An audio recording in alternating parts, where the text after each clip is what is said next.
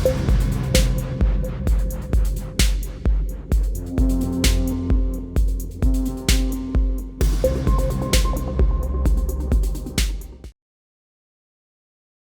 tardes, good evening, bienvenidos. Welcome to the Instituto Cervantes Manchester and Leeds YouTube channel. And a very special welcome to our guests, Rosi, Francisco Fernández Alba, and Marcela Garcés.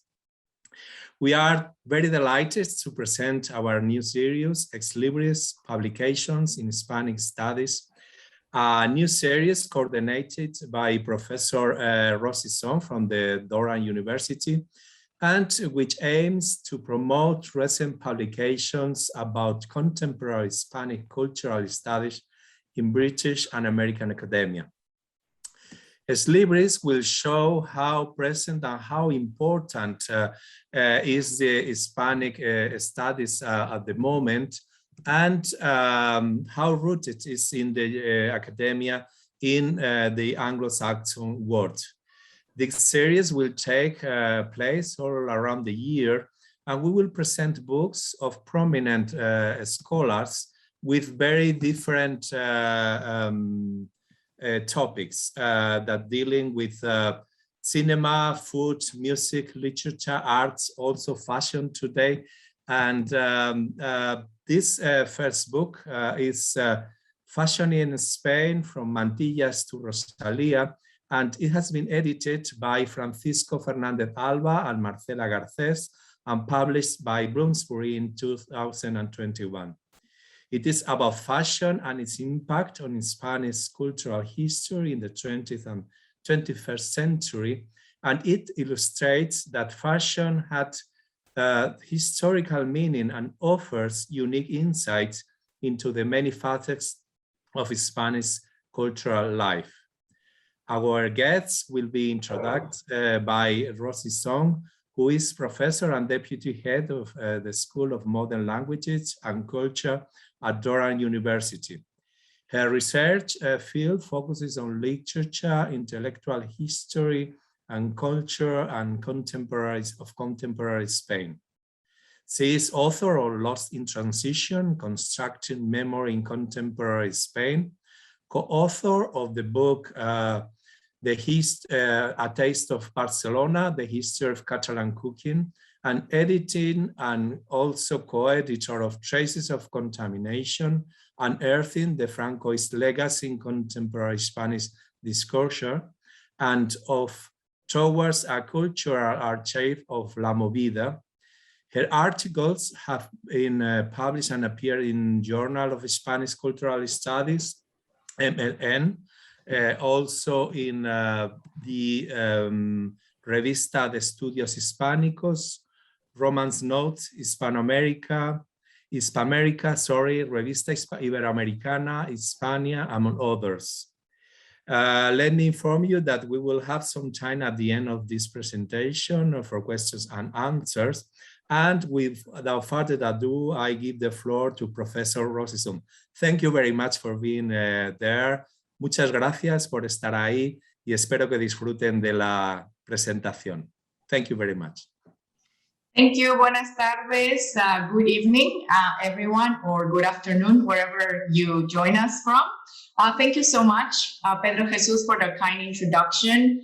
And I actually like to start by thanking the Instituto Cervantes Leeds Manchester, and especially to the director, Don Pedro Jesus, Eusebio Cuesta, for inviting me to host this new series. I think that the experience of the pandemic this past year has created virtual spaces for contact and conversation among speakers and audiences from across different geographical spaces and time zones. And I think that we have all come to value these spaces and appreciate, these opportunities. So I was very grateful and excited when I was given the opportunity to continue this kind of event hosted by the Instituto Cervantes. And I'm really happy to be able to create, a moment where we can meet authors, hear about the projects, and learn about new project topics. Such is not obviously a new topic, but a fascinating one, fashion today. And I think that we can all take advantage, right, of the changes that we have experienced in the past year and a half. So we will be hosting our conversation once a month. Our next one will be October 5th, and the book will be on music and modernity. Okay, so our guests tonight are Francisco Fernández Alba and Marcela Garcés, editors of the book that we already mentioned, yes, From Mantillas to Rosalía, published in 2021 by Bloomsbury. Professor Francisco Fernández Alba is an A. Howard Manelli Professor of Hispanic Studies at Wheaton College, Massachusetts. And Dr. Marcela Garcés is Associate Professor of Spanish at Siena College, New York, both in the US. As described by the press, the anthology is a cultural history of Spanish fashion in the 20th and 21st century, and the 8 essays that comprise the volume explain why this period is especially fascinating to think and to talk about fashion. And I see gladly that a lot of the contributors are among our audience tonight, this afternoon. So if there is something that you want to chime in later in the Q&A, please do so. I think that today we hope to hear from the editors about the book and the project at large. And as we already mentioned, after the conversation, we will invite questions from the audience. If you have questions during our conversation, please use the chat box to write down your questions. We will try to go through them at the end of our conversation. So let's get started. Welcome, Fran and Marcela. Thank you so much for accepting our invitation and for being here with us. And I know that in the US, you're still in the middle of a very, very busy fourth day, and especially now that classes at universities have resumed. So perhaps to get started, one of you could tell us how did this project emerge? The book has a very congratulatory preface by one of the leading scholars in Iberian Studies, Professor Paul Julian Smith, who I also see among our audience, currently at the Graduate Center of City University in New York, who was wondering actually why it took so long for a study such as this one, and why fashion should have attracted academic attention in Spain long ago. So welcome, Marcela and Fran. Let's get started. Well, thank you so much. Thank you, Rosi, for the introduction. Thank you for the organization of the event, Pedro Jesus and Carlos and the whole team at the Instituto Cervantes. So the question is like, why it took so long?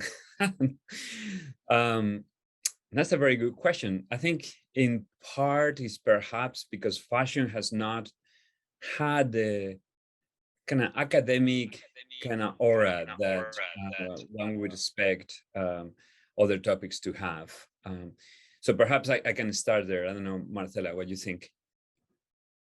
Sure. Yeah, I think it's something that fashion is kind of there and it's present in many people's work, but maybe it's not as explicit as it could be. We were just talking about this before, a topic that all of us, Rosi and Fran and I have studied, which we also mention in our book, which is the movida madrileña. And it's highly fashionable, but then maybe fashion isn't always talked about as explicitly when talking about that. And so I think it's one of those things that has been present, but now is becoming more center stage. And so, we're excited because our project, really, that was part of our point, was to bring fashion in and have people talk about it more and really invite other people to work on it. So how did this project per se emerge? I mean, how did you start thinking about it in terms of making a volume, right, with the different essays, and to think about fashion in more academic terms and perhaps within the field of cultural studies? Sure, yeah. So Fran and I have known each other for a long time, and we often would meet up at a conference and talk about different things. And it seemed like the conversations would often float to the area of fashion, in particular in the context of Spain. And a number of years ago in 2017, we actually were part of a seminar that was at a collective. It's called Garcés. It's an acronym, and it's an association for the study of culture, film, literature from Spain. And typically they meet in person. So we were able to meet in Zaragoza back in 2017.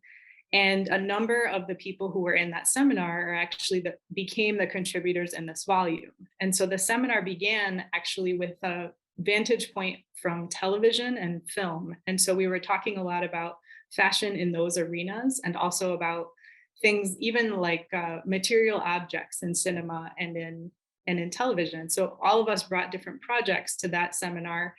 But it was there that Fran and I thought, we could do something more with this. Let's try to do, an edited volume. And we decided there in Zaragoza that we were going to do this project. And so it was neat because it really was born out of collaboration, always with talking, with conversations, depending on different people's expertise. And then we also sent out a call for papers and also received a lot of interest. And many other people who weren't there in Zaragoza also said, we would like to participate. And so it became a really nice way to work with people that we already knew, and then also work with some new people as well. Great. So that's the project, and perhaps we can think a little bit more about sort of these lines where you present in the introduction of the book, which I think is really great and really useful to sort of frame this discussion, right? Historically, culturally, socially, and so on. So Fran, you have recently published your book, Sex, Drugs, and Fashion in 1970 Madrid. So perhaps you would like to tackle this question. So why do you think the 20th and the 21st century as a time frame is so significant to talk about fashion in Spain? Yeah, I mean, I think fashion helped us to benchmark the changes in Spanish culture throughout, the 20th century, the very difficult 20th century that the Spanish state has endured at times and enjoy at other times, right? And so I realized in researching my book that fashion was essential to tell the story of these last, say, 10 years of the Franco regime, right? Because fashion was a way in which people could free themselves, could find space for agency, could feel connected to international trends, like fashions that were popular in other Western countries. So fashion was really something that could tell a parallel popular history of the moment, right? Of the 70s change from dictatorship to democracy, but also kind of like the witness to so many other social and cultural changes happening at the time. And so if you expand from that, basically the same thing could be said for the 20th century. I mean, in the book, there is an essay about mantillas, right? Like an object that is so sort of Hispanic centric, if you will, but also one that has changed over time, right? So we try to also look at how some objects, some fashion objects, and their meaning change over time, right? So that's why I think like fashion is so such a fruitful area to study and to really examine with great detail, because it tells us a lot about a culture, the history of this culture, about change, about trends, about capitalism, about values, right? Like clearly, after 40 years of dictatorship that plays such a strong sort of morals and values in the way that one presented himself or herself, the change in political regime was preceded by different ways of presenting yourself, right? And that was done through fashion and through style. And so suddenly the body became really central, and the body expressed through clothing, right? Clothing that is thought and designed to be either revealing or concealing, but always focus on right, on the body, right? So this is just like one example why like fashion is so relevant, so important. So pushing you a little bit on that question, and perhaps, Marcela, you can jump in whenever you want. So what 3 historical events or moments you like to use as a framework for Spain to think about fashion? Like, what would you highlight? Well, I think actually I would like to use an image to start to answer that question. And we have a few images that we would like to show you during our presentation, because obviously fashion is a lot about images. And so this comes from a chapter that was written by our colleague, Katie Vernon. Hopefully everyone can see this. Can everyone see the image? Yes. Yeah, so this is a very famous photograph, and I'll just have you take a moment. I like to do this when I teach, to take a look at the image and to see what you can observe. And obviously the caption is there, but just take a moment to take in the photograph. And so looking at this photograph, maybe we can even interact. I like to use the chat feature as well, but what are the things that stand out to you in this photograph? If anyone wants to talk in the chat or anything, yeah. Well, clearly it is a very iconic image, but I had actually forgotten about this image until I read the chapter. And it was very striking because I had sort of lost this aspect of talking about the Spanish Civil War, right? So yes, the militia women, with their weapon, and basically a fashion magazine. Yeah, and if you notice, there's also a very small sliver of a man's face who appears to be looking at her and also maybe looking at the magazine. And you can see the contrast as well between her outfit, which looks like a typical kind of Spanish obrero outfit, right? Which were common among the miliciana women. And so Katie analyzes this photo in more detail. This is a very famous photograph, but one that we think, I would say this is one of the very important moments in terms of taking women into a completely different sphere, in the sense of, they're fighting, but then you also see her very interested in this fashion magazine.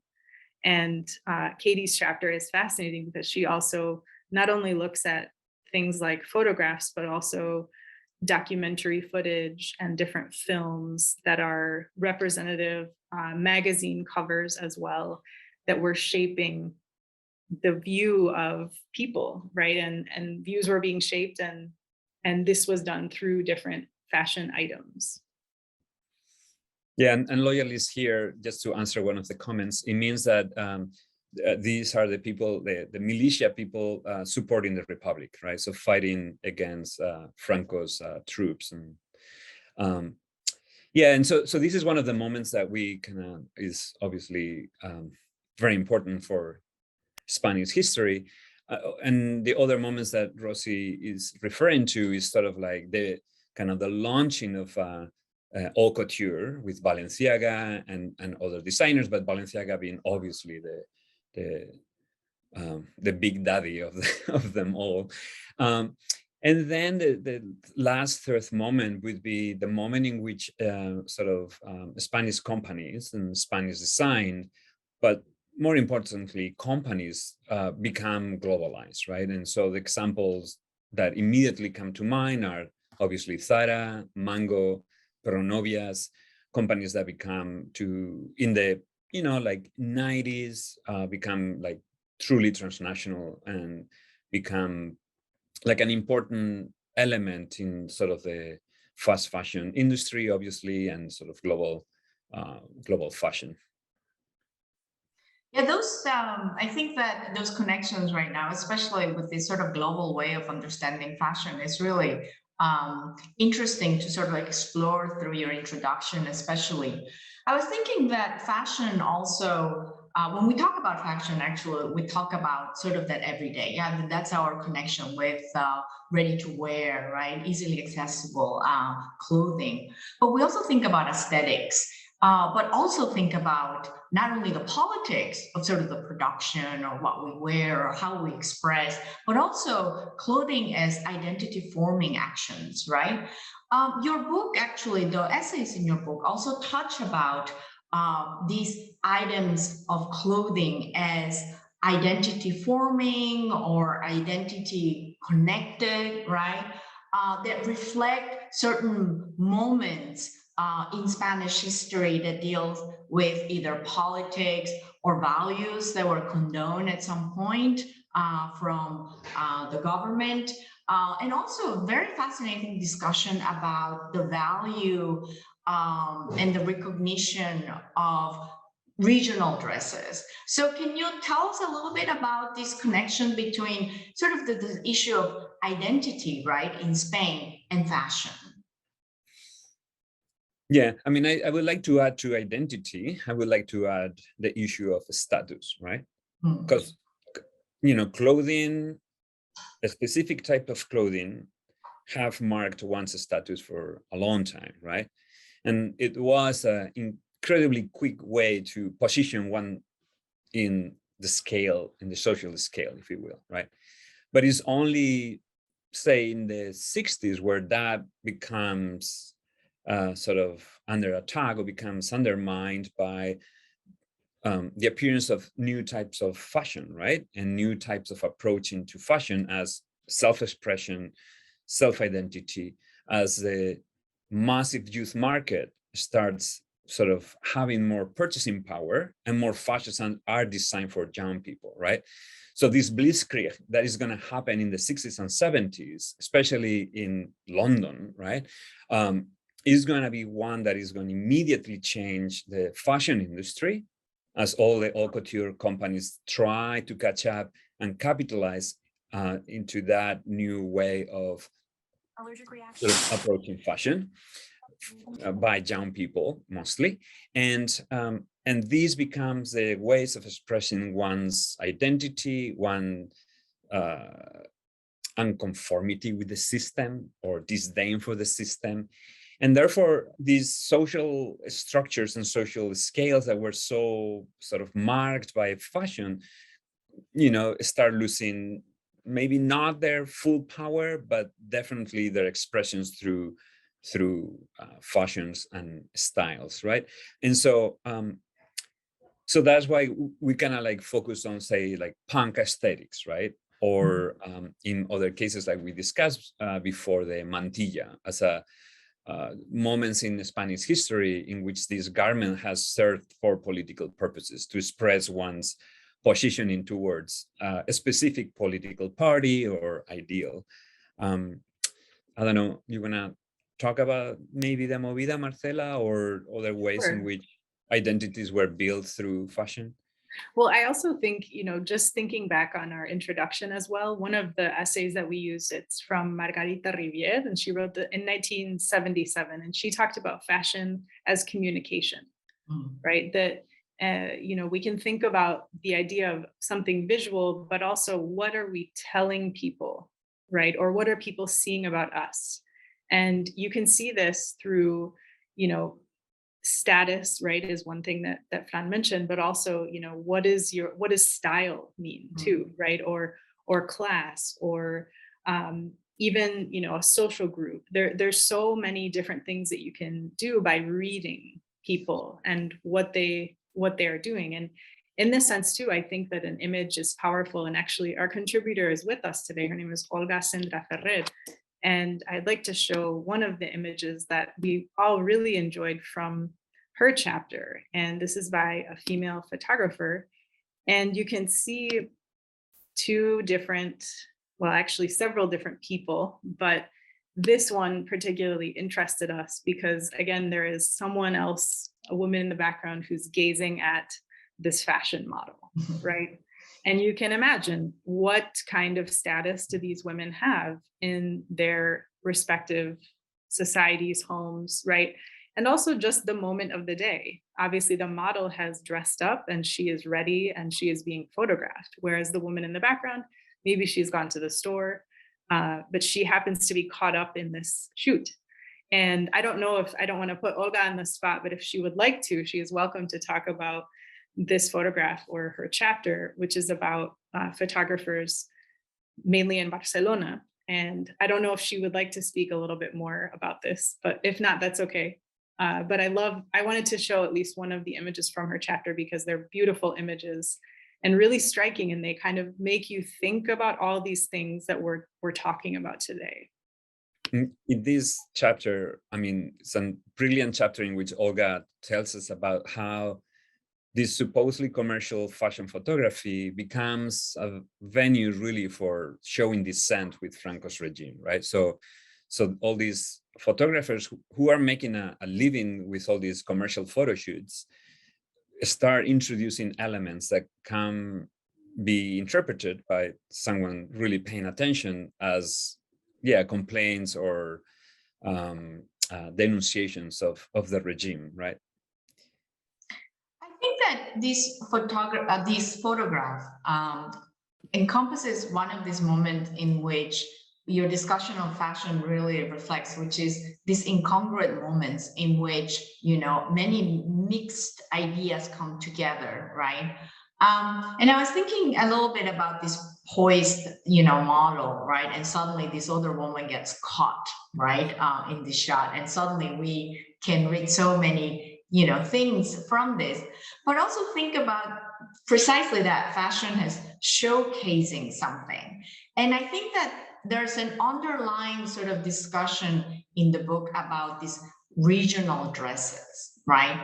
And how actually they were being tried to use to showcase, right, regional differences or certain particularities. And I was following the discussion and trying to think, but I can't really think about like one Spanish sort of dress, right? I mean, there are different ways in which we recognize Spanishness, right? But I wonder what effect is sort of intention or desire to think about regional dresses in the history of fashion in Spain plays. Sort of what were you able to see through your project? Right. So, I mean, I immediately think of Balenciaga, right?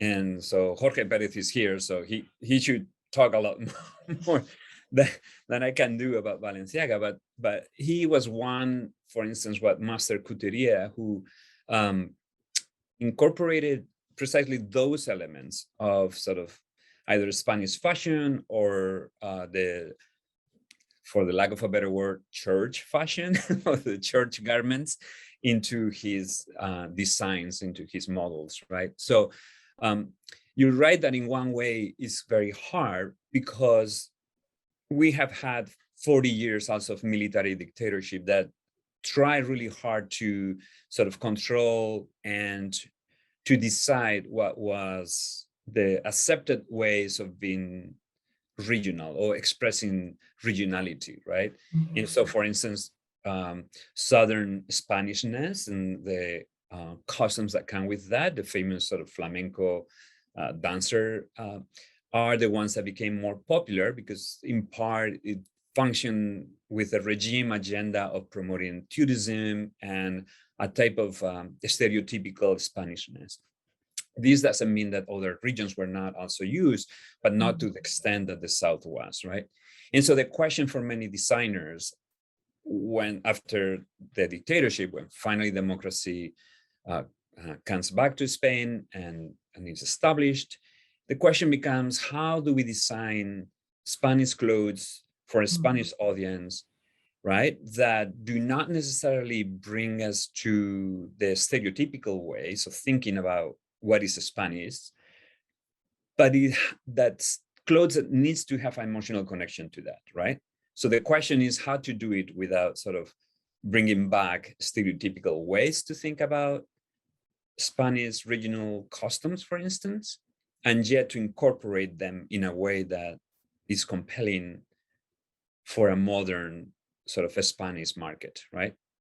And so there's several different ways in which they go about it, right? From recovering the sarahuel, the sort of this sort of skirt that men in the albufera will wear.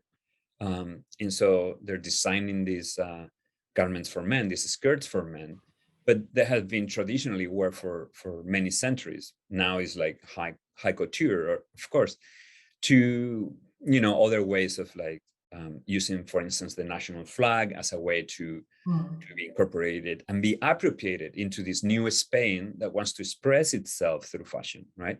So I don't know if I'm answering your question, right? Yes, because this is perfect. And it gives me the perfect segue to actually invite you to talk about the cover, because I think that the cover where you present this model and the story behind what she's wearing is actually quite representative of what you're saying about this idea of breaking with tradition, thinking about it a way of thinking about clothing and relating to what's Spanishness or modern Spain, or something to break, right, with what it was, 40 years of repression and so on. So let's talk about this cover, this eye-popping cover. Yeah, so this is actually it's really a fascinating image when you start reading about the story. And so I'll talk a little bit, and then I also would love for Fran to talk about it as well, because this is taken in 1984, but it actually, doesn't really represent much of the fashion that was popular with other sectors at the time. In the 80s in Spain, as with in many other places, including, the US where I grew up, 80s fashion was very different from what you're seeing here on the screen, right? We saw more punk, more grunge, leg warmers, neon colors. This actually, to me, looks a lot more classy in a certain way, right? Or fitting as well. You can see that it's a tailored suit. But then when you start to understand where this comes from, how is the suit made? What is it made out of? Then you realize it's right in line with the do-it-yourself aesthetic that became very popular in Spain as a result of a lot of the creative expression that was happening after, and really also in the later years of the dictatorship, like Fran talks about in his other book, which he talked about before in the 70s as well. And so this image, we actually changed it as well for the cover, because the original photograph has a background that is kind of dirty looking. It's a sheet that is, draped behind a person like they would be in a photographic studio, but it reflects more of the 80s, do-it-yourself studio that your friend may have had, or maybe if you think of the early films of Pedro Almodóvar, which sometimes were filmed in part in his friends' apartments. But here you see a more almost like a paper doll cutout, which we also thought of as a particular way of showing this image. And so, Fran, I don't know if you want to talk a little bit about the materials or anything else, but that's a little bit about it. Sure.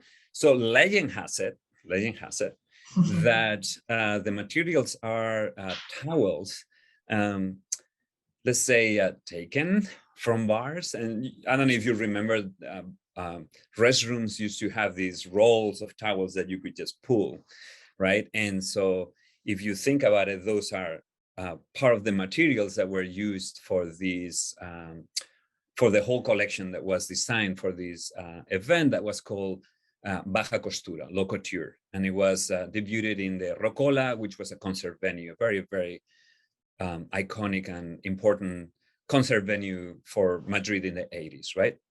So you have a concert venue, you have sort of like high couture kind of techniques used on like low quality kind of fabrics, kind of taken from bars, and also linens from a hotel, right?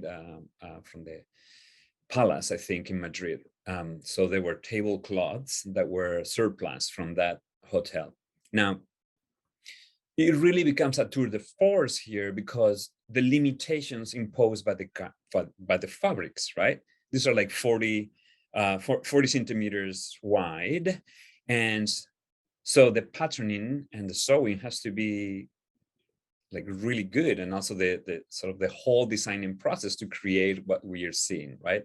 And so like Marcela was saying, this totally reflects the do-it-yourself, this ingenious but really driven sense that we find in Spain in the 80s by many creative people, right? Like from designers, but filmmakers, musicians, this drive to create, this drive to be innovative, but also to be in ways that are challenging, right? So this low couture title of the collection obviously is poking fun of high couture, and the multiple explanations that you can find on this title, from low couture meaning produce in the South, right, under France, which traditionally has been for Spain the referent in terms of fashion, to obviously low couture in the sense of like the Rocola being this like dark, stinky bar, right,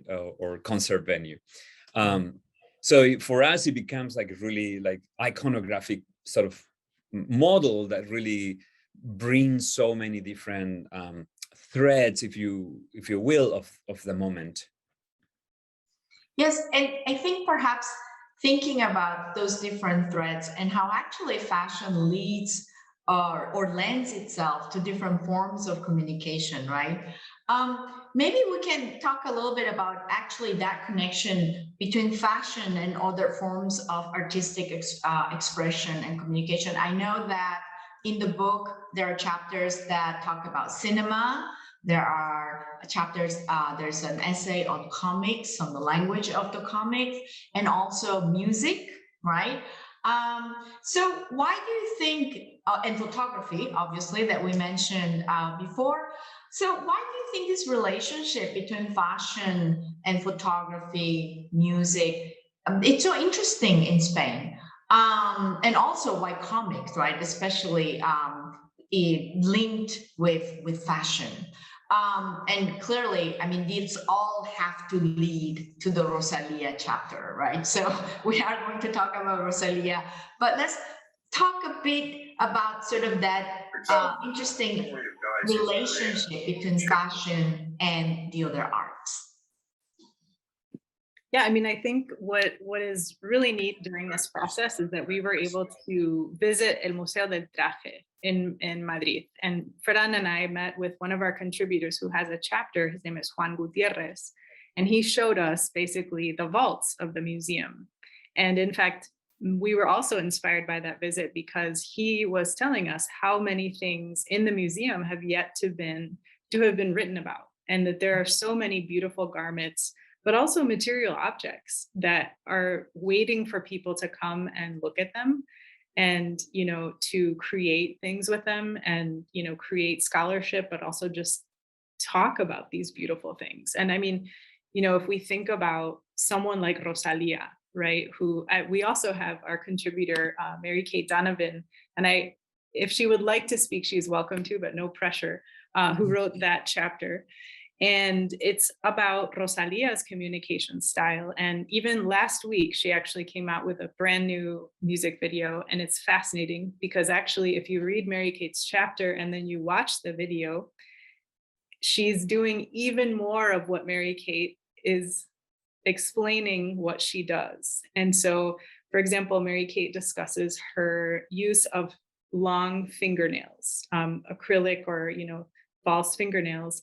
In the video, her fingernails are even longer than they have been. But what's fascinating about this is that the culture of nails is actually something that Rosalía is very controversial because she's co-opting it a little bit from cultures in the US, for example. Many Latina women have a tradition of doing nails and having their nails done, as well as Black women. So she talks about that connection and how, you know, something simple as a fingernail, right, can communicate different things and have all these different layers of meaning. And so it's a beautiful chapter. And also I encourage you, I mean, each video that Rosalía does really is like, you could read, you could do an entire course about them actually. But even in terms of the iconography that she is using from Spanish culture, when I first saw her videos, I thought of Federico García Lorca. That was my first, image that came to my mind. And so, so I think that's a little bit on that. I don't know if Mary Kate or Fran want to say anything else to that question. I mean, I think is to link to what Marcela said right at the beginning. Fashion is kind of invisible, right? And yet it tells us about the values of a society, whether they're moral or otherwise. It tells us about the aesthetic of a society, of a given moment in history, right? Fashion connects with the zeitgeist of a culture. Fashion tells us also about cultural or political norms, whether these are challenged or supported, right? And so I think to your question, Rosi, that's why fashion is so important for everything, right? From movies to music to art, because it's always present there as an expression of the moment, and an expression of a moment that tells us a lot more than just the surface of the garment does, right? So for a long time, again, to go back to the beginning, we academics have kind of been sort of suspicious of things that seem superficial, right? Of things that seem too popular, right? We spend a lot of time researching things that nobody knows or hard to find text, right? We also kind of suspicious sometimes of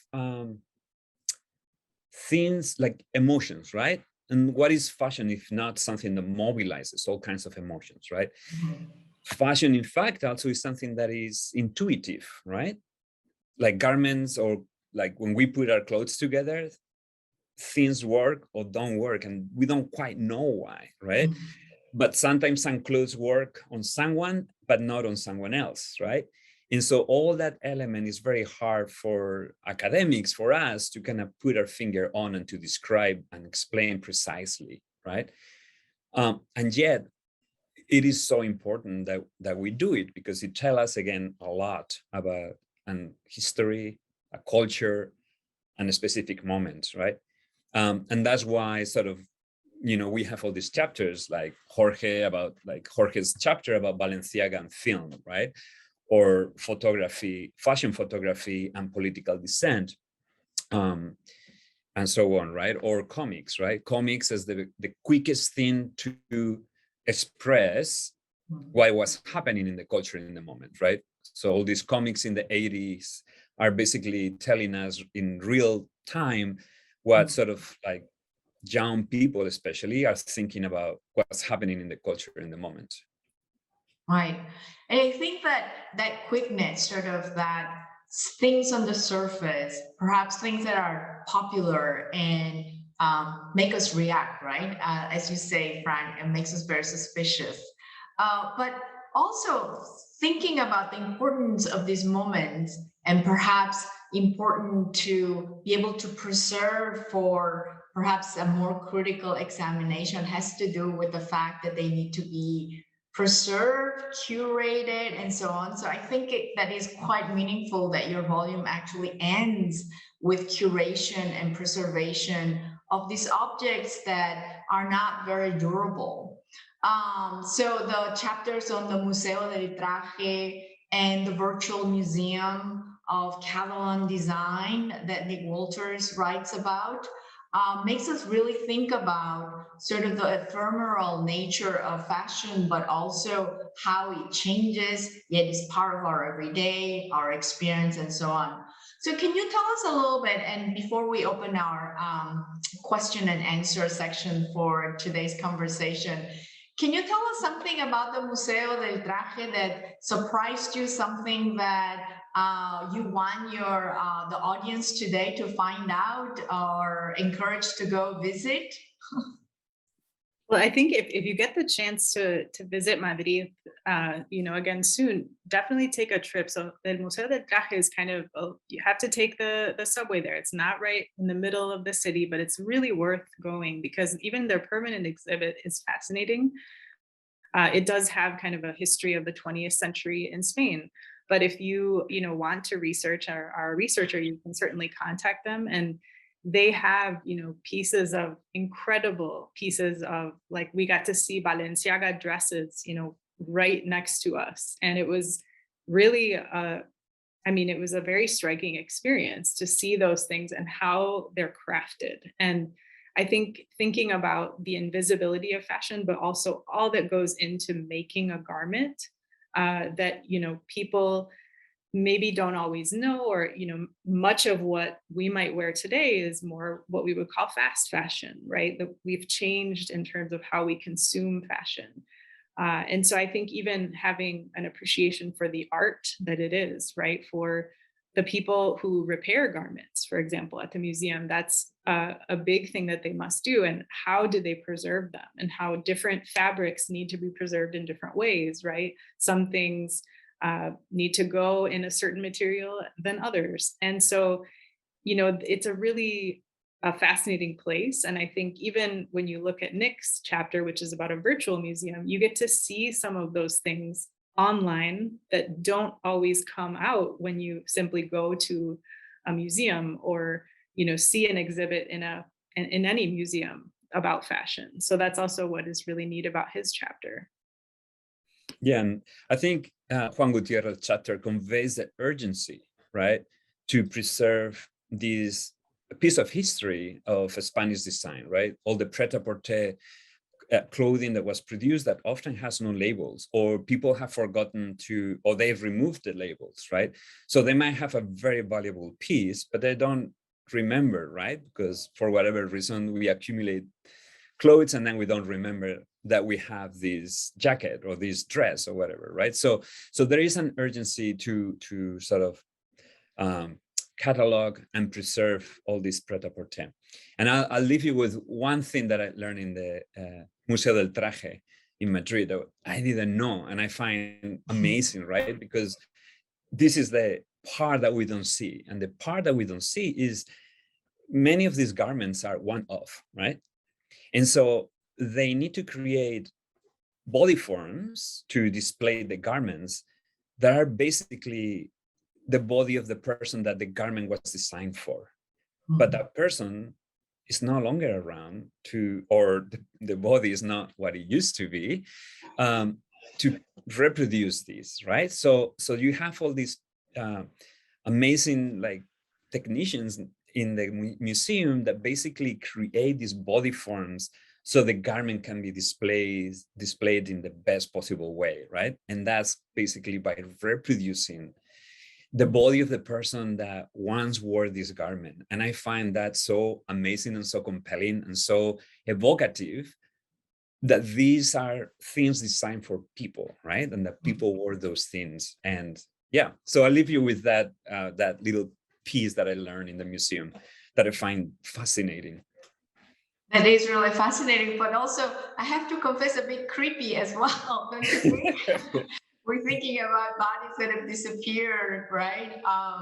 But anyway, there are so many things to talk about in this book, the way you thought about fashion and fashion in Spain. So why don't we take some questions? I know that people have been asking about copies, and unfortunately the price of the book, which because of this academic process tend to cater to specific public. These books are usually available through institutions, libraries, and so on. I think that perhaps we can ask Carlos to share again in the chat group the promotional voucher that we have for people interested in purchasing a copy of the book, because people that have joined in later are not able to see that document. Also, I think that one best way to to gain access to this book would be to request it through your libraries, so you can have them buy as your institution or your public library and so on, so you could read these chapters. There's also an ebook version, so a lot of libraries today are friendlier in acquiring books in this format. So let's open the floor to questions. If anybody wants to use the chat box to ask questions to our editors. Also, if we have some of the contributors among our audience that want to quick jump in and talk about their chapter or something that we missed, please unmute yourself and join in. And someone, I think Robin said, cannot book an ebook in any. So this book is really, really new. So perhaps we need to give institutions some time to acquire, but I think that you could contact the acquisitions department, or if you actually need a review copy, I'm sure that you can contact the editors of this book. Any questions regarding this book and the chapters? We have a pregunta de Timothy Palmer. Carlos?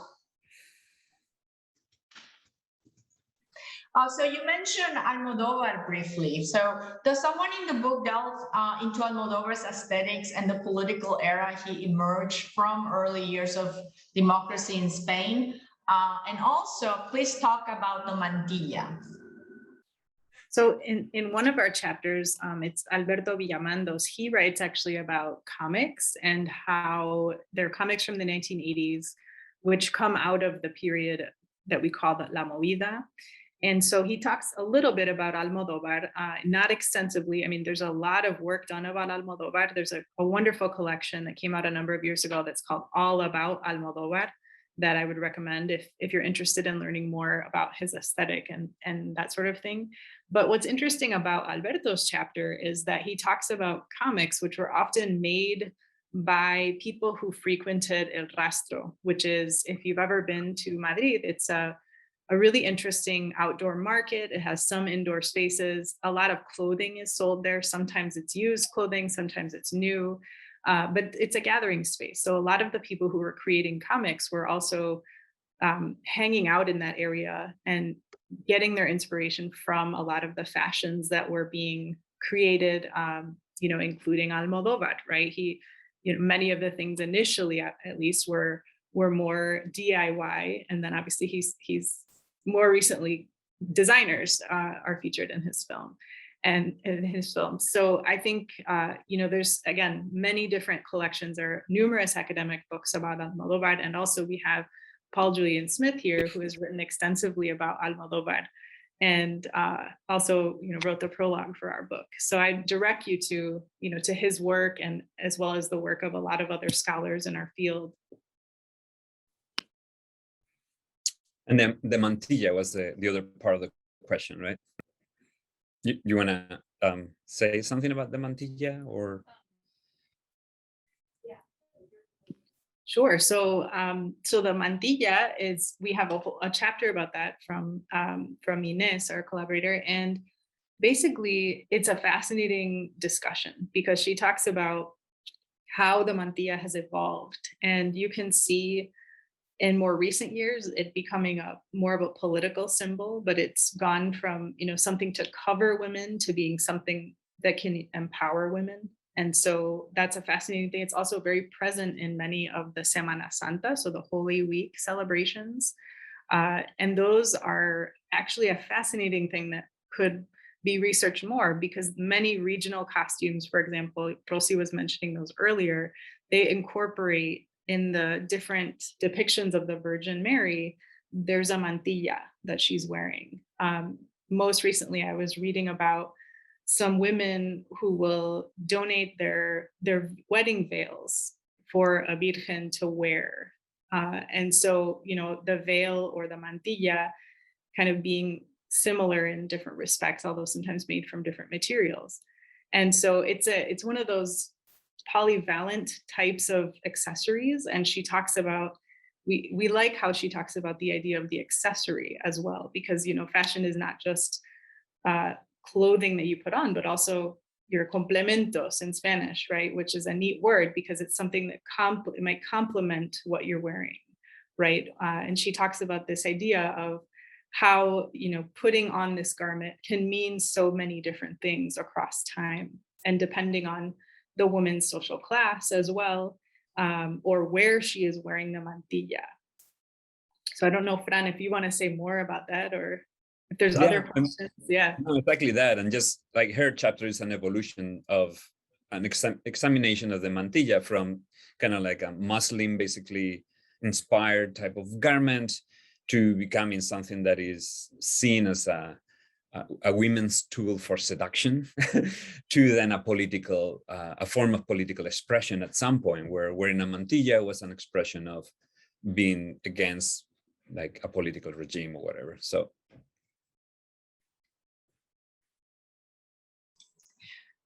do we have any other questions from our audience? Let's see, I'm just trying to check. I don't see any questions right now, but I will let Carlos jump in if he sees something that I'm not seeing. And I will continue then asking some more questions. I see some might be typing, but I will go on first. So in the case of a mantilla, for instance, just returning that question, it seems that at some point also, right? I mean, especially now with the issue of political correctness, or perhaps talking or recognizing, right, the way that cultural appropriation has taken place, or how actually a lot of what we think it pertains to only a culture is actually comes from a different culture, right? So I was really fascinated by that discussion. I don't think it's completely settled, right? But how that mantilla actually has to do with the veil worn by Muslim women, for instance, how that mixed sort of culture in the South might have taken that practice, right, into Christianity and so on. So perhaps these discussions are some of the things that you're talking about, Marcela, when you're saying that there is just so much to continue exploring and thinking about when we talk about fashion. yeah, and if I may add to that, just to talk a little bit more about Rosalía, right? Like in the sense that I think we're trying to launch this gigantic field, right, of sort of fashion kind of cultural studies. But fundamentally, also, we want to call attention to the instability of the garment, right? That these garments are not historically stable. They don't quite mean the same in every circumstance or situation, right?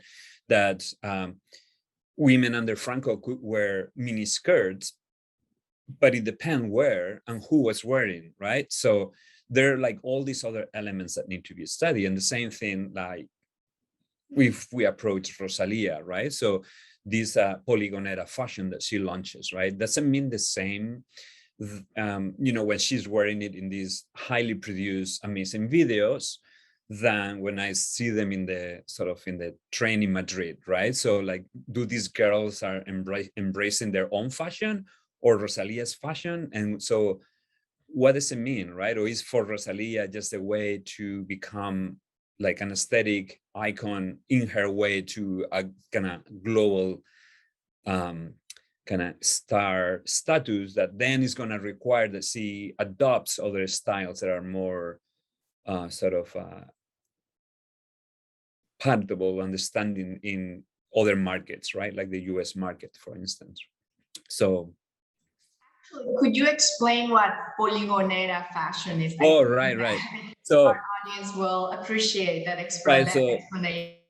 The first jump of Rosalía, and Mary-Kate, correct me if I'm wrong, right? But the first kind of moment in which Rosalía becomes commercially famous, right, is through, in part, not only her music, but her aesthetic. And her aesthetic is one that kind of picks on the type of clothing that females in sort of working class districts are wearing, right? And so it's a specific combination of kind of like sweatpants and crop tops that then she develops basically as her own style, right? And this is the first moment where this is launched. So with these videos where she's connecting sort of contemporary sensibilities like that of working class youth going to parties in polígonos, like industrial parks where there are discotheques that are open until very late. And that way their like noise regulations are not disturbed. So connecting that with traditional Spanish Southern culture, for instance, right? So bullfighters, etc. Yes, I think there was a question about the influence of gypsy and flamenco. I think we can touch upon that a little bit later, but there is another question here from Mary Still that goes, do the first two photos say something about women's divided feelings about how they would like to be viewed? That's a very interesting question.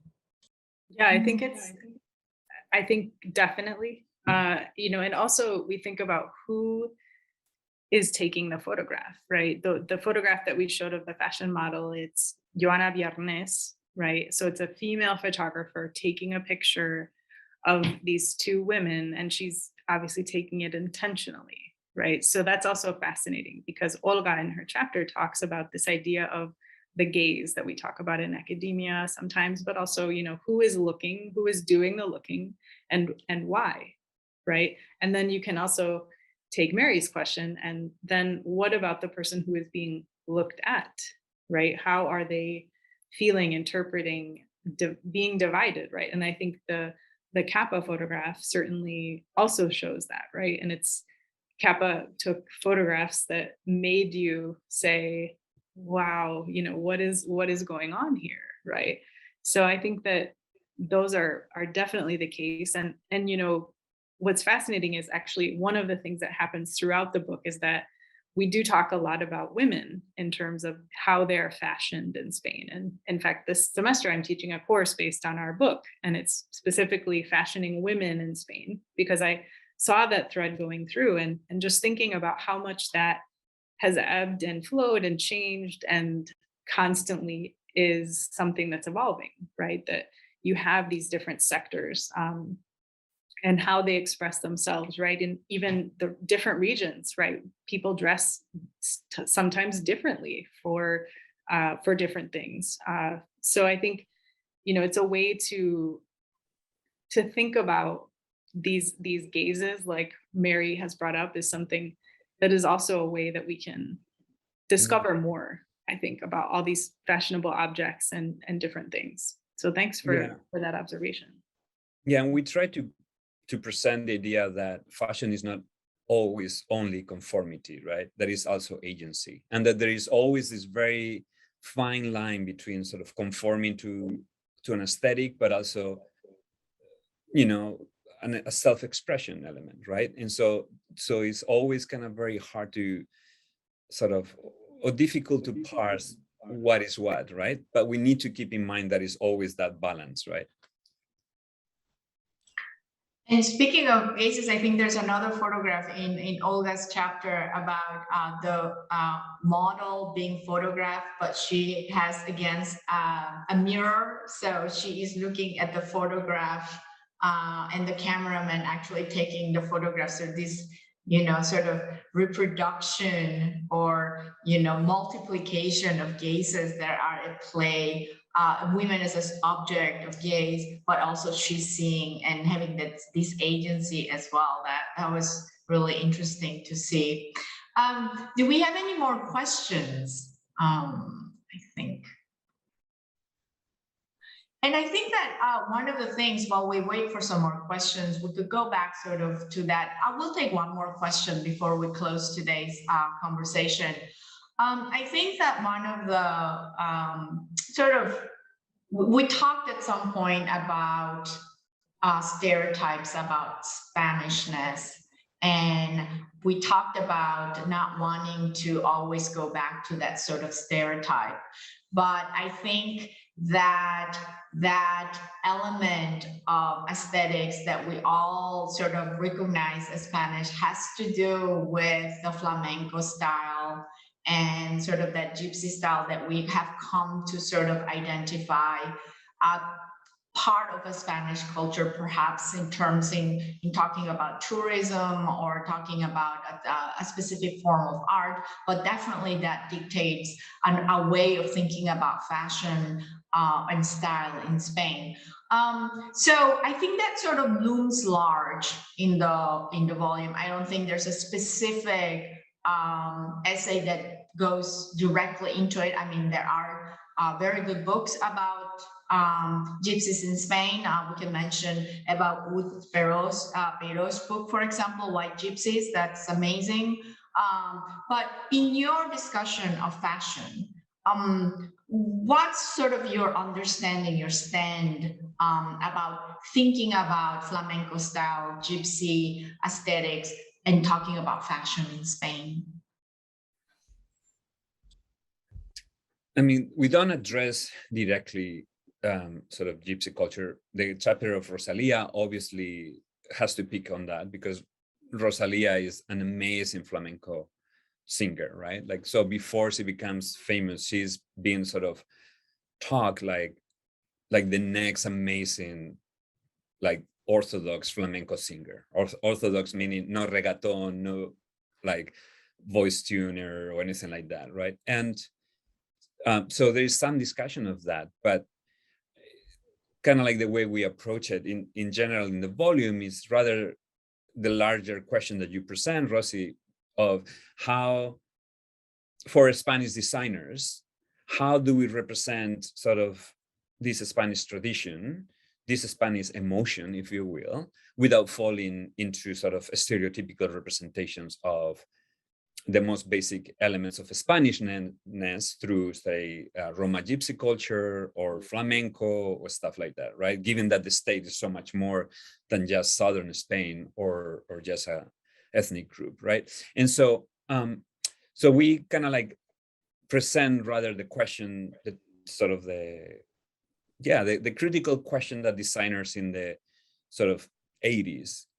needed to face, and how some of them tried to resolve that, right? And they did it in multiple ways, right? But that was the constant question, right? So how do we create clothes that are Spanish and yet cosmopolitan, right?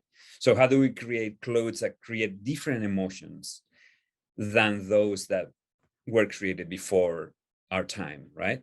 And so that's why there is so much more to do, right? Like, we need to continue examining like all these archives in the museums, all the work that is being done in other museums, like the Colección Antoni Montpalau. They're doing amazing work as well in trying to create really a history of Spanish fashion that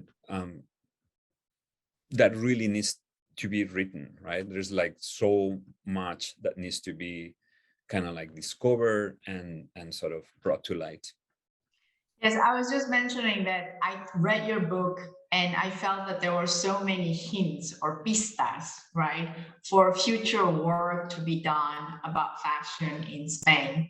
I think on that note, we're going to we'll let our audience to try to get access to the book, hopefully get your libraries to order it.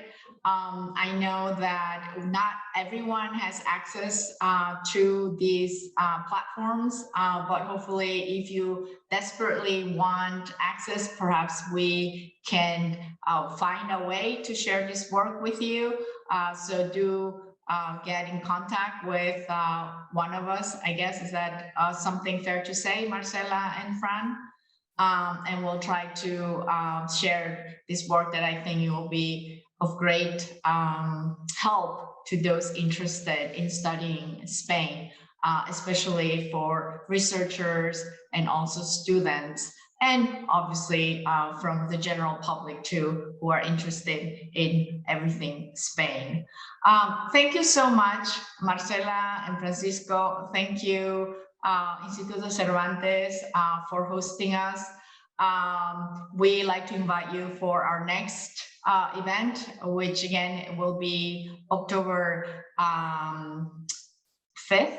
That will be the first Tuesday of October, and we're going to talk about dissonances of modernity, which is about how music plays a role in thinking about modern Spain. So that promises to be another fascinating conversation. Thank you again, Marcela and Fran. Good luck with your semesters and hope to see you again soon. Thank you, everyone. Yeah, thank you Thank so you very much. much. It was Really nice a discussion. provoking and very good discussion. Thank you very much to all of you.